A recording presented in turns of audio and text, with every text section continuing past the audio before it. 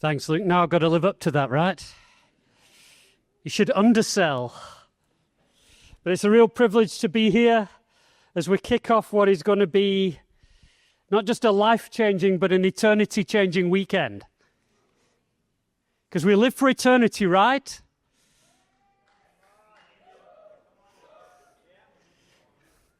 You know, when you're young, people say when you're young, you think you're going to live forever. Well, I want to let you into a secret. We do. And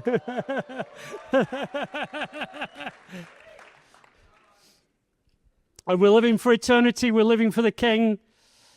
And that means our lives should be exciting. Our lives should be full. Our hearts should be overflowing. Church should not be boring.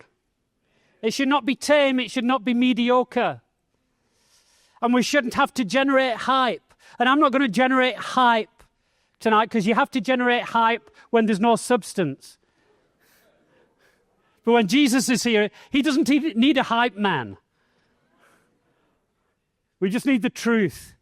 But also, I'm going to take something of a risk tonight because I'm going to share a message, and if I get it wrong or you hear it wrong, it's going to cause chaos. That's okay. Call me Captain Chaos. What I'm going to preach today is dangerous. But that's okay too, because I think we should be dangerous. Somebody once said to me, they said, I feel like we're coming under a season of attack as a church. And I said, I hope so. And they said, what do you mean? I said, well, in war, you only attack that which is a threat. If the enemy is not attacking us, he doesn't consider us a threat. And if the enemy doesn't consider us a threat, I'm really disappointed. And so the message tonight is going to be dangerous. But you're a dangerous people. And if you don't like Captain Chaos, you can call me Captain Dangerous. I'm first going to tell you the story of a hero of mine. Lived a long time ago. A man by the name of Polycarp. Anybody heard of Polycarp? Strange name. And Polycarp was one of the early church leaders. And he'd been a disciple of John. And one of the reasons I'm telling you this story, because this event happens when Polycarp's an old man. And you might say, why am I listening to a story about an old man, Mike? Because you're supposed to use stories of young men to a youth conference, right? The point is this, that by the time this story happens, John is long dead. But what he sowed into his disciple is bringing a harvest much later. And as somebody who's a little bit more mature than some in the room, I'm trusting that long after I'm gone, you guys are still counting. Long after I'm dead, when I'm 6 feet under, pushing up the daisies, when I've kicked the bucket, bought the farm, singing with the choir invisible, whatever term you want, you guys are going to be carrying on. And you guys are going to be counting. And Polycarp was a disciple of John. And as an old man, he was living through persecution. And believers were forced to bow to Caesar and declare that Caesar is Lord. Refusing to acknowledge Caesar as Lord meant death. And so the authorities began hunting for the church leaders. And Polycarp, who's an old man, he's in his 80s, he was named as one of the leaders of this dangerous sect. He was the leader of the rebel movement. He was a danger to Rome. This 80-year-old man, they were afraid of him. They were seeking him out to kill him because he was such a danger.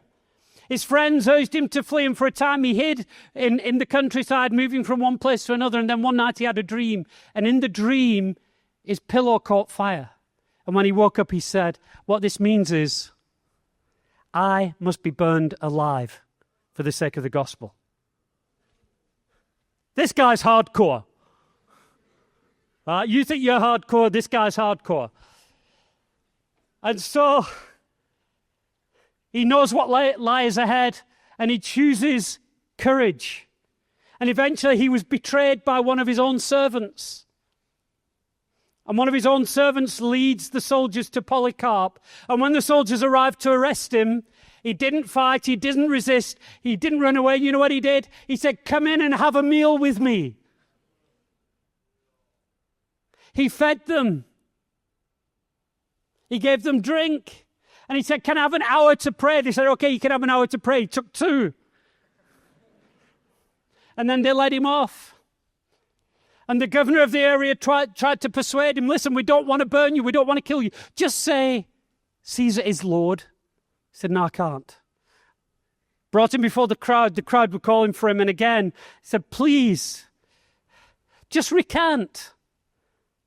If you swear, I will release you. Just curse Christ."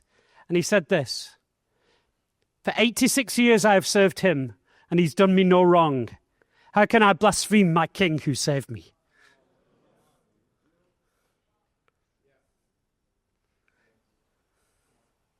So they said, "We're going to burn you alive." And he said, "You threaten me with a fire that burns for a time and is soon quenched, but you do not know the fire that awaits the wicked in the judgment to come." This is in your face.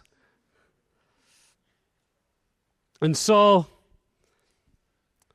they took him to his death. The crowd were chanting, and they were prepared to nail him to the stake so that he wouldn't escape. He said, "No, you don't need to nail me here." He said this, "He who gives me strength to endure the fire will also enable me to remain unmoved without your nails." And so they lit the flames, and the flames rose around him. And witnesses said he was so calm, and this sweet aroma filled the air. And his body didn't burn as it was expected to. The fire wasn't burning. Eventually, one of the soldiers came and they stabbed him to death because he wasn't burning in the flames.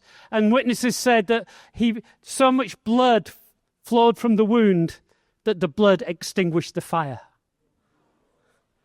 And many were in awe at this man who'd endured so much and been so faithful.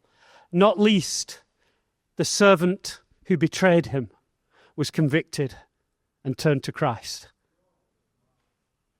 This is what happens when we take a stand.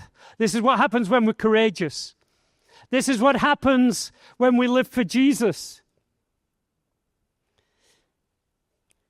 Polycarp was considered a rebel against Rome.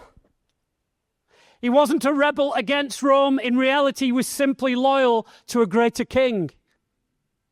And I want to talk to us tonight about being rebels. We're called to be rebels. Oh, that's a dodgy message for church, right? Because you constantly hear how you need to be humble and submitted and easily led. Who's heard those messages? And they're true. That's why this message is dangerous, because all of that, but I think you've got that. I hope you've got that. I hope you've heard that enough. But sometimes I think we can so talk about being submitted and being humble and all of this. It's like we become tame. And we're called to be wild. We're called to be outrageous. We are called to be dangerous people.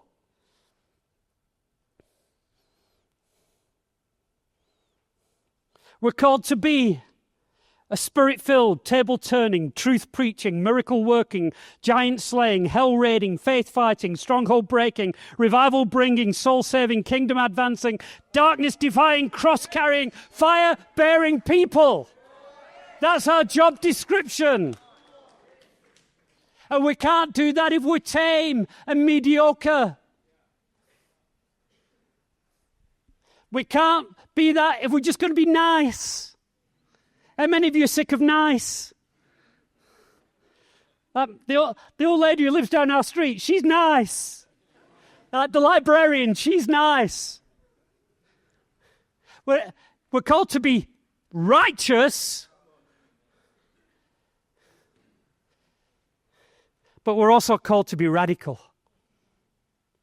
And so we're called to be rebels, not rebellion against God, not rebellious against godly authority, not rebellious against the authorities that God has put in place, but rebels for God. And you often hear, yeah, young people are all rebellious. And it's true. You know why? Because old people are also all rebellious. Man is rebellious by nature. And so you can choose who to rebel against. You can rebel against God, or you can rebel against the spirit of this age, the ruler of this world. I know who I'd rather rebel against. I know whose side I'd rather be on. We've got to rebel against apathy, compromise, lukewarm faith. We're not rebels without a cause. We're rebels with a cause. Somebody once said, and it's written by Anon. Good guy, that Anon. Some of my favorite quotes are by him. When obedience to God becomes your rebellion against the world, you're in the right kind of trouble. Let's be troublemakers. Are you prepared to be a troublemaker? Can I even say this? I don't want you to rebel against elders and parents, okay? But I do want you to start causing trouble for your elders in the right way. Seriously. Do you hear what I'm saying? Like, this guy's so radical, I don't know what to do with him. This guy's so on fire, he makes me feel lukewarm. That's a good kind of problem to have as an elder. And, you know, elders, you remember, guys, you're the next generation. You're not the next generation, you're this generation. You're alive, you're breathing. One day, and this is a scary idea, we're going to pass over the baton. You're going to be leading us. You're going to have a lot to answer for, bro. But here's the thing. I'm not going to slow down and stop to hand over the baton and just make it easy. I'm going to run hard. You better run hard and keep up with me. Till my last breath, I'm going to be running. But you don't have to, oh, with the next generation, let's wait till these guys have all died. Please don't wait till I'm dead. I don't know when that's going to be. It could be tomorrow. It could be 30 years from now. But you've got a mandate today. You've got a mission today. You've got a role and a purpose today. Sorry, I get excited sometimes. Is that okay? Are we allowed to get excited?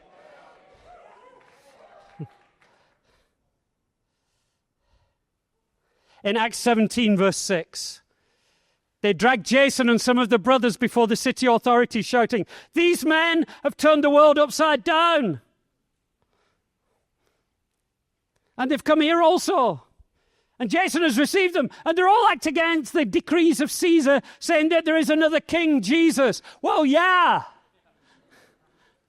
These men have turned the world upside down, and Jason's been helping them. Are we prepared to turn the world upside down? Well, I am. One or two of you are. That's our job. Our job actually is to create chaos in the holes of darkness. I once said, when I was leading Meltbus congregation at one point, I said, "Guys, I'm really worried because we haven't seen any demons manifest in our meetings for a few months." I said, "But the fact that they haven't manifested worries me because I know they're here. And if they're not manifesting, it must be because they're comfortable." Right? If God is moving, if we're encountering Jesus, then anything in us that isn't of him is going to feel uncomfortable. Church should feel uncomfortable, but it should be exciting. And if doing church is like riding a motorcycle, sports bike, high-powered sports bike, it's not the most comfortable, but you can go really fast. And if it's boring, it's just because you're not going fast enough. Seriously. And the other thing is this. There's two kinds of motorcycle riders. You know that, right? Those that have crashed and those that are going to crash.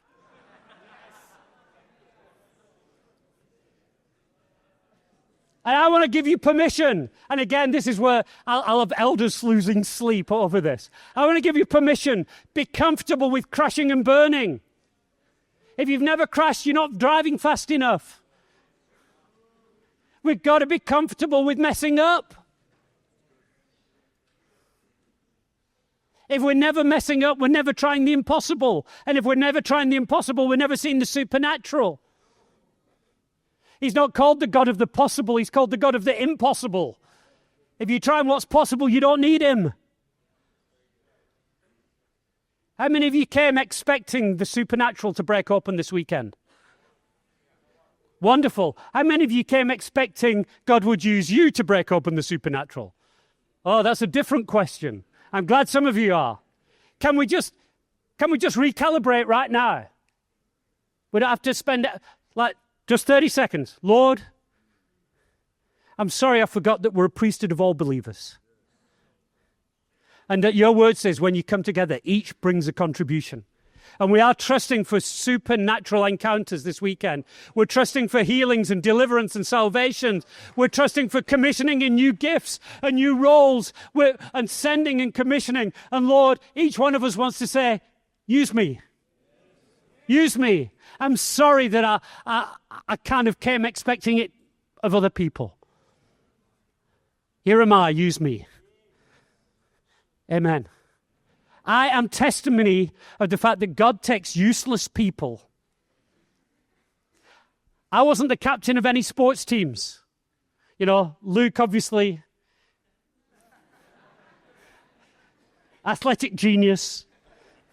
Sean, musical genius.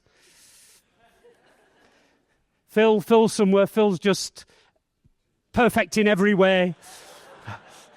And the best looking guy I know. I wasn't captain of any school teams because I wasn't on any school teams. I was bottom of the class. I had nothing to offer. I wasn't gifted. I wasn't clever. I wasn't charismatic. I wasn't anything. I wasn't even, and my daughter will say amen. She thinks I'm not funny. Please tell her she's wrong. But I'll tell you what I was willing. I said, God, I've really got such little to offer you, but I'm willing. And I stand before you tonight preaching in front of an incredible group of people. Incredible group of world changers. Why? Because I was willing.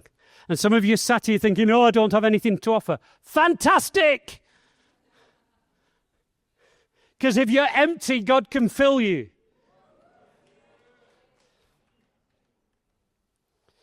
And so we've got to rebel. We've got to be rebels with the cause. And what do we need to rebel against? One, we need to rebel against cowardice.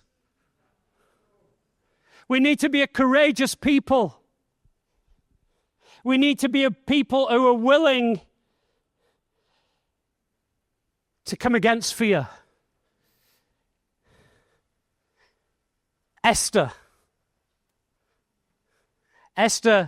was afraid that if she confronted the king, she could be put to death.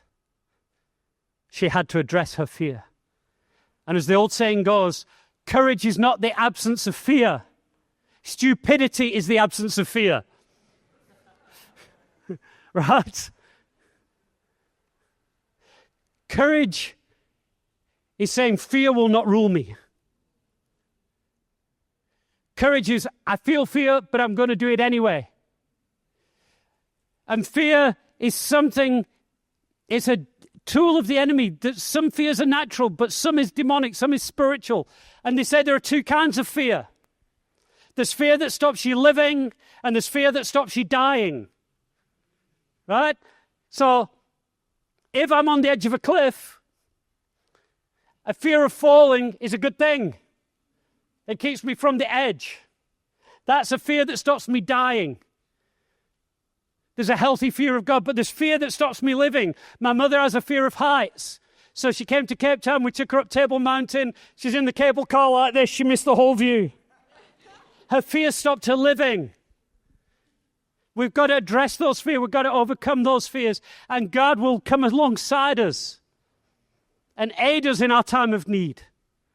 I like to think, and this is only my opinion, I might not be right. I've just never been wrong up to now. No. Joking. I was wrong once. Thought I'd made a mistake. When David came against Goliath, and he was like, who's this uncircumcised Philistine? I kind of suspect that at one point when they said, okay, go and fight him, at one point he'd probably think, why did I open my big mouth? Because it's easy to say it. But then he's marching or walking towards Goliath, and it says the Philistines were on one hill, the Israelites were on another. So in order to meet Goliath, he had to walk into the valley. And I'm convinced that as he was walking and fear was trying to overcome him, he started to sing to himself, the Lord is my shepherd, I shall not want. And then he gets the line, even though I walk through the valley of the shadow of death, I will fear no uncircumcised Philistine, for you are with me.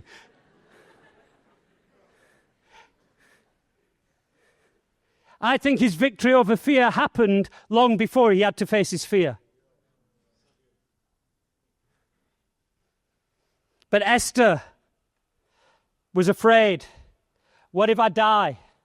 That's a good question. What if this kills me? Well, you've got the right idea, guys.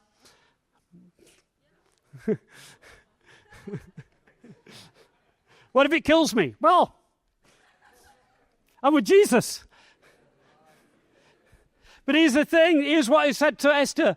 For if you keep silent at this time, relief and deliverance will rise for the Jews from another place, but you and your father's house will perish. And who knows whether you have not come to the kingdom for such a time as this. Isn't it amazing what we're afraid of? And what we're afraid of doing. And it's time we started rebelling against the spirit of fear and intimidation.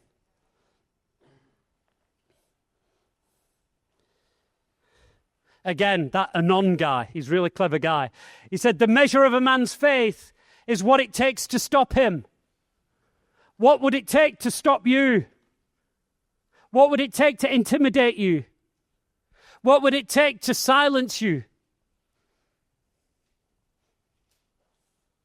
Or are you going to be like Esther and say, God has put me here for this time. And I might be afraid, but I'm still going to risk it all for him.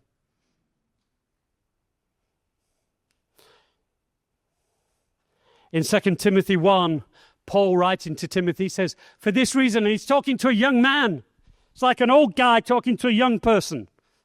Should feel very familiar tonight. For this reason, I remind you to fan into flame the gift of God, which is in you through the laying on of my hands. For God gave us a spirit not of fear, but of power and love and self-control. So think of the context that we often quote that God has not given me a spirit of fear, but of love, power, and of self-control. The context is fan into flame the gift. Don't be afraid to be what God's called you to be. Don't be afraid of giving that prophetic word. Don't be afraid of giving that word of knowledge. Don't be afraid of standing up for Jesus in your workplace or your college or your school. Don't be afraid of rebuking your friend if they're going into sin and hey, look at me, I'm playing on the train tracks and a train's coming. Do you have the courage to actually speak out? And listen, guys, even this weekend, and in life, but let's start this weekend. If God gives you something to share and you come forward, if you've messed up completely, that's cool. We'll celebrate the fact that you were willing to come forward. Yeah? Because there was a time when we were all like that. I know that because you can all walk. Because the first time you tried to walk, you got it miserably wrong. You took one step and then you landed up on your backsides, right? And all the family didn't go, oh, stupid kid, doesn't know how to walk. Like, what happened when you take your first step? Everybody's cameras out, fall, hey, and they celebrate the first step. They don't condemn you for falling on your bum. And I want us to be a people where we celebrate first steps. If there is fear that comes, let it not be from any of us.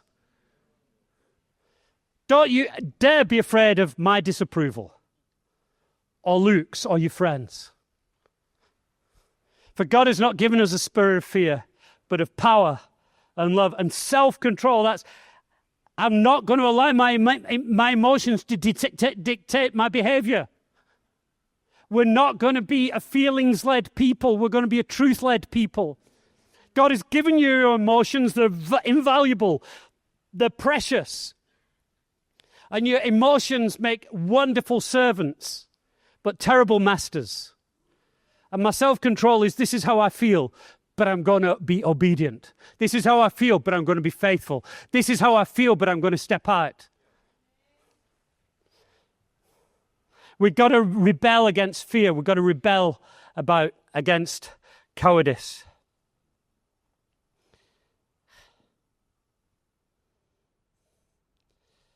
Then we've got to rebel against comfort and convenience. The world was never changed by somebody sitting in an armchair, scrolling through social media. We've got to get out of our comfort zones. We've got to be people of conviction. Our choices in life can't be about what's easiest, or what's most comfortable, or what's most convenient. And we even blame God for choosing what's convenient. Oh, I just feel led. I don't feel led to do that. I feel led. That's not my ministry. Michael Brandt and I were talking a few weeks back about Christian jargon and definitions. It's like, how many ways can Christians say no? Let me pray about it. I don't feel led. That's not my ministry. It's like I don't have faith for that. You know, I spoke to somebody a while back, and they were sharing a testimony, and they said, I had these two options, and I didn't know what to do, but I had faith for this, so that's what I did. And I went, wait a minute. I know that anything not done in faith is sin. Okay? But if we always say, I'm going to take the option that I've got faith for, we'll always take the easy option. Rather than say, I will do what I've got the faith for, rather say, I want to find faith for what God's asked me to do. I want to live by conviction, not by comfort, not by convenience. Look at John the Baptist. If ever a man rejected comfort and convenience, it was John the Baptist. We read, he came preaching in the wilderness. Repent, for the kingdom of God is at hand. So he lives in the wilderness, a garment of camel's hair, a leather belt around his waist, and his food was locusts and wild honey. Methinks that wasn't about what was most convenient. When you think convenience food, you don't think locusts and honey. Unless that's on Mickey D's menu recently. Guys, if we're going to change this world,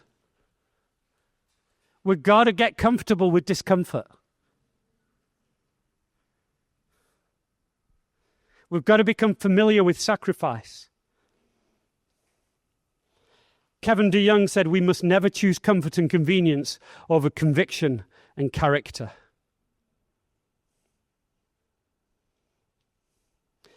Following Jesus is inconvenient. Following Jesus is costly. Changing the world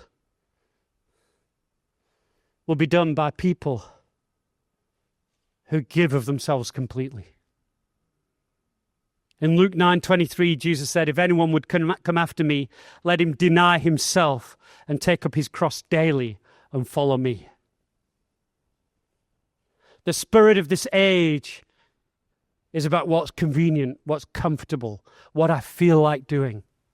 We've got to rebel against that. We've got to shake up the status quo. We've got to be unsatisfied with comfortable, mediocre, average, nice Christianity. Christianity didn't start as a bunch of meetings.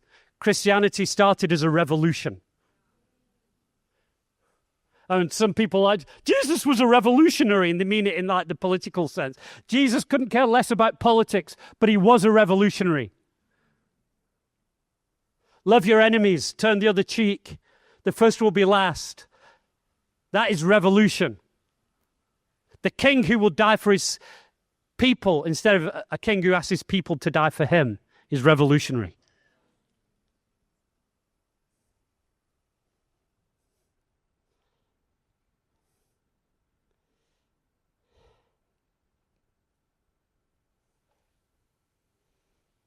We've got to rebel against conformity. How easy it is to conform our behavior and our thinking to the ways of the world. When I was a young man, young boy, when I was 12 years of age, and I've shared this story many times, but when I was 12 years of age, I was on a school camp, and I went to a very fancy all-boys school, and we were so fancy, we had our own scout troop, because, you know, all the people in the school were so rich, they didn't want their kids mixing with the riffraff. Unfortunately, I was the riffraff. I was a scholarship kid, right? But so I was on this school camp, and I remember I had these jorts. I was way ahead of my time. Jean shorts. I had my jorts. I had my jort shorts. Yeah. And on the back I had a badge, and the badge said, "Jesus sets you free." And before I set off on the camp, I remember my mum said, "Do you want me to remove that badge?" And I said, "Why?" "No, keep it on." And only a few days later did I realize why my mum asked me, did I want it removed? Because day after day after day, from morning till night, I was mocked and ridiculed for being a believer. Not a single other person on that camp professed to be a believer. And about a week in, I was stood on my own one night. I stood on my own a lot that week. I was stood in front of the fire. And two older kids came and grabbed hold of me and pulled out a big knife. And they said, "Bow down in front of this fire and worship Satan, or we'll knife you." And my instant thought was, well, I can pretend. You know, I obviously know what I'm not doing. And something in me said, you can't do it. And I refused, and they kind of messed with me for a bit and pushed me around and threatened me, and then got bored and left. They obviously didn't kill me because I'm here. And you kind of go, "Well, Mark, what a hero." No, not a hero at all. Because in that moment I stood for Jesus. The problem was, at the end of those summer holidays, I went back to school. Was surrounded by the same kids. And over time, slowly, I started getting quieter and quieter about my faith. My behavior started getting more and more compromised as I wanted to fit in more and more. Or even if I didn't want to fit in, I didn't want to suffer. And the pressure to conform can be way more powerful than outright persecution. We're not called to conform to this world, but be transformed. We're meant to be different. Look at Elijah.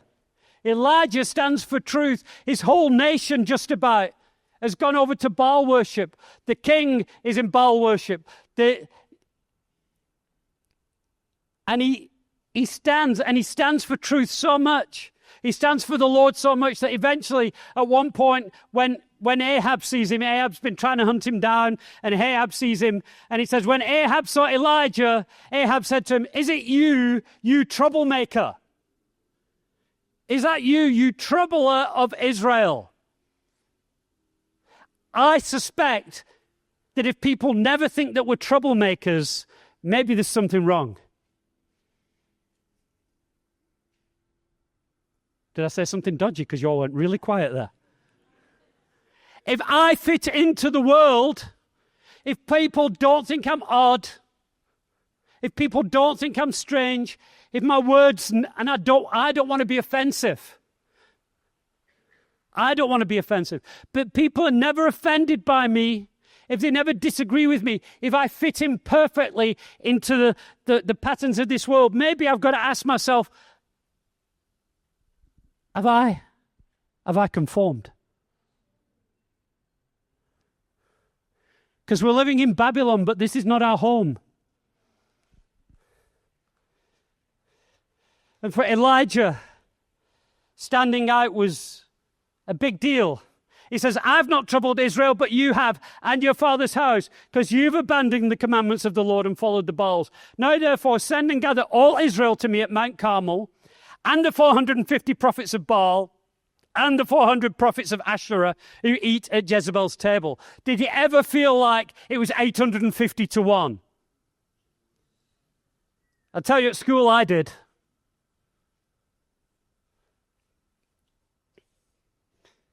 The truth is, it wasn't 850 to 1. There were other prophets that God had preserved, but Elijah thought he was alone.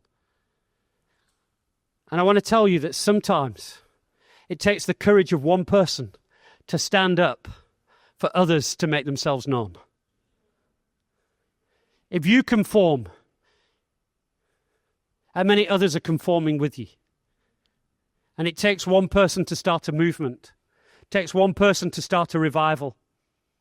The Great Welsh Revival, if you read about it, is incredible. It changed a whole nation.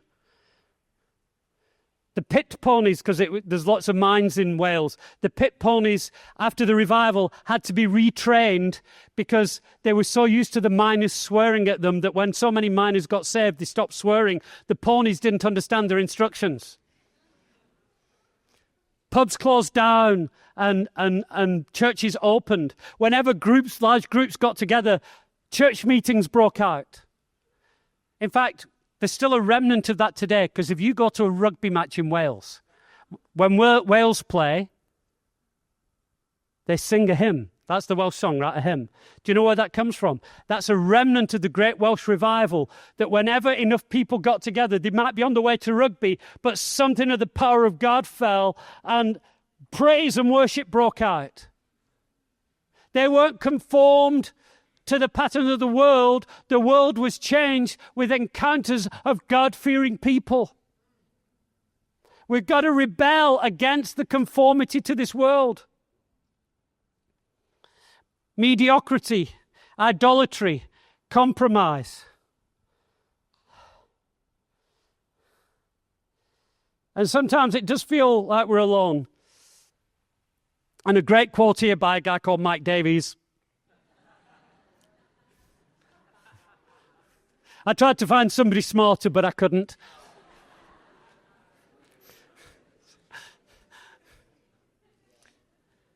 Many people ask me how to resist peer pressure. But maybe the better question is, who are my peers? Whose approval am I living for? Who's shaping the person I'm becoming? Because most of us, I'll be honest, very few people in this room can withstand peer pressure. And so we need to surround ourselves with people who will help us not conform, because it's human nature to conform to the environment that we're in. Let's stand out. Let's be different. Let's be rebellious. Let's be wild. Let's be crazy. Do not be conformed to this world, but be transformed by the renewal, not the removal, the renewal of your mind, that by testing you may discern what is the will of God, what is good and acceptable and perfect. We've also got to rebel against compromise.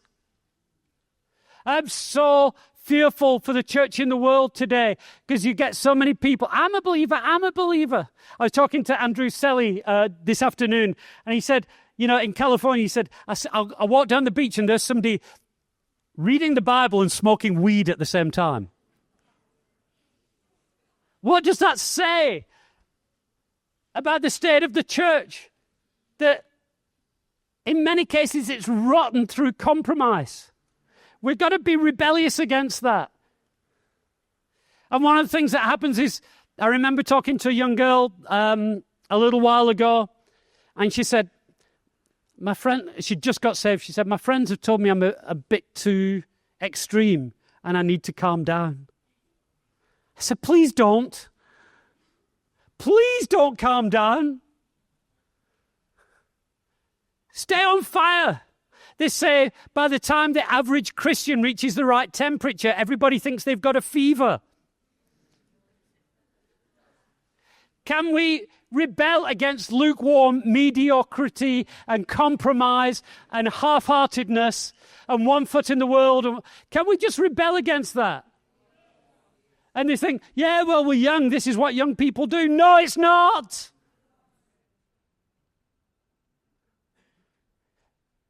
We're called to be countercultural. Look at Daniel and his friends. When Daniel was taken into Babylon, the Babylonian system, they tried to change his name, change his diet, change the literature he read. They were trying to change his identity, his beliefs. They were trying to conform to the Babylonian system. And he refused. The Daniel diet, by the way, is not a means of losing weight. That's not why he did it. In Daniel 1, he says, Daniel resolved that he would not defile himself with the king's food or with the wine that he drank. He asked the chief of the eunuchs to allow him not to defile himself. Now, let me just tell you, and guys, you'll probably relate to this more than the girls. Daniel's not in a good spot. His home city has been destroyed. He's been sent into captivity. He's a slave, and he's been turned into a eunuch. Do I have to describe? I'm not going to. I've not got a visual for that one.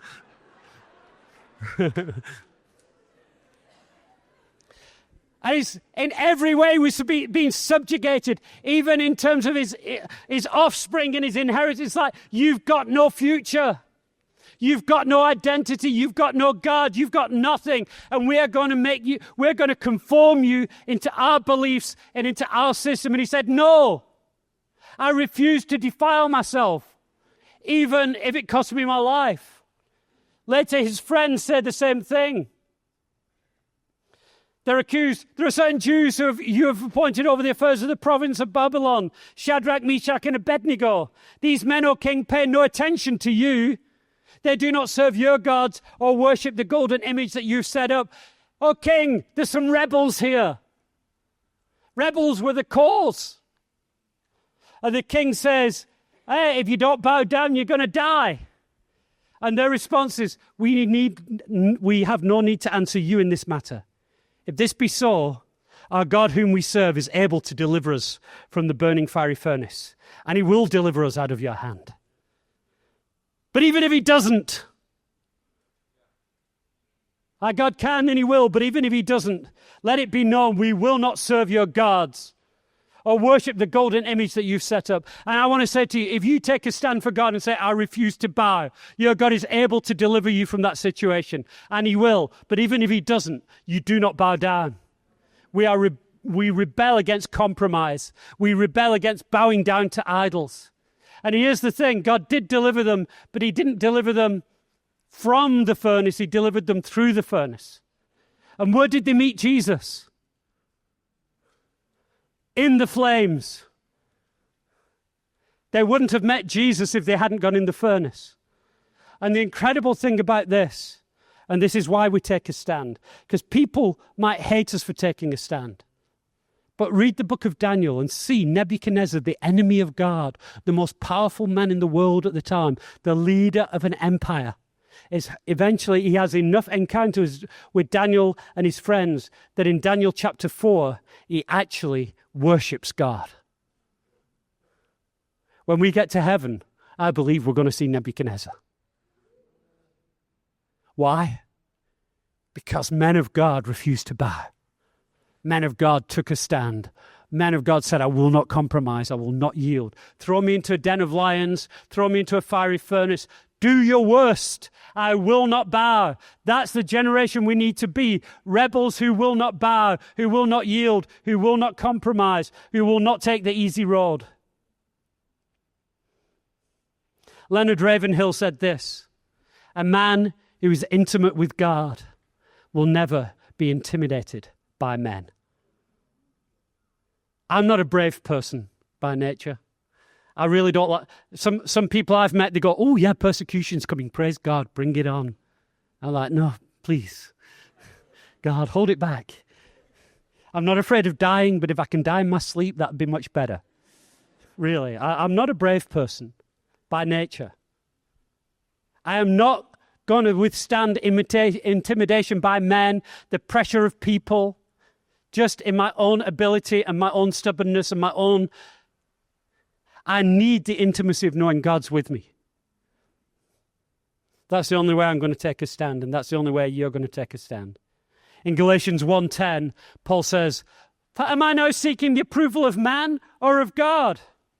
Or am I trying to please man? If I was still trying to please man, I would not be a servant of Christ.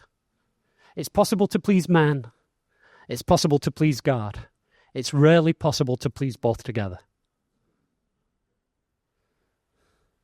I'd rather have God's pleasure and the disapproval of the world than the favor of the world and the disapproval of my Savior. We need to rebel against everything that would hold us back, that would lead us into compromise. And so in conclusion, we need to be rebels. We need to have a rebel yell. Do you know what a rebel yell was? In the American Civil War, the Confederacy, the Southern forces, they were kind of the bad guys. They were the slavery guys, okay? So it's perhaps a bad example. But they were the rebels. And when they were going into battle, they'd have this yell, and it was like a cross between a shout and a howl and a scream. And the idea was that this would put fear into the hearts of their enemies, that they knew they were fighting these wild, savage, committed, unafraid berserkers. We need to be a people with a rebel yell, and it's not about working ourselves up. We're not the prophets of Baal. We don't have to spend hours jumping up and down and shouting and cutting ourselves in order for God to hear us. What did Elijah do? He just knelt and he prayed, and fire fell. Yeah? But we do have a battle cry. We do have a yell that puts fear into the very hearts of our enemy. And that battle yell is Jesus. He is our commander-in-chief. He's the true king. We are a rebel army because somebody has usurped the throne. Who's the ruler of this world? Is it God or is it Satan? Scripture says both, right? The earth is the Lord's and everything in it. But then Satan is described as the prince of the ruler of this world. Why? Because if you think about it, it's this. This earth is God's. But Satan rebelled and took men with him and has taken over what rightfully belongs to God. And he's set himself up as a pretender. And it's our job to take it back. So we're not rebelling against the right authority. We're rebelling against the pretender. We're rebelling against a false god. We're rebelling against principalities and powers and the rulers of this dark age. And we've got to be a radical, courageous, wild, crazy, faith-filled bunch of lunatics. And if people don't think you're crazy, you're not doing it right. And don't worry about preserving your reputation. People already think you're stupid. You're here. It's Friday night. Why aren't you out drinking and partying? Are you stupid? To the world, you're stupid. You've already lost your street cred. You're not cool anymore. Let's just accept that. Who's not cool?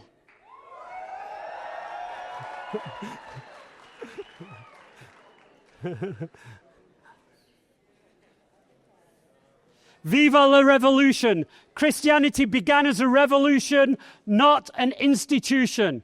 Let's not get institutionalized.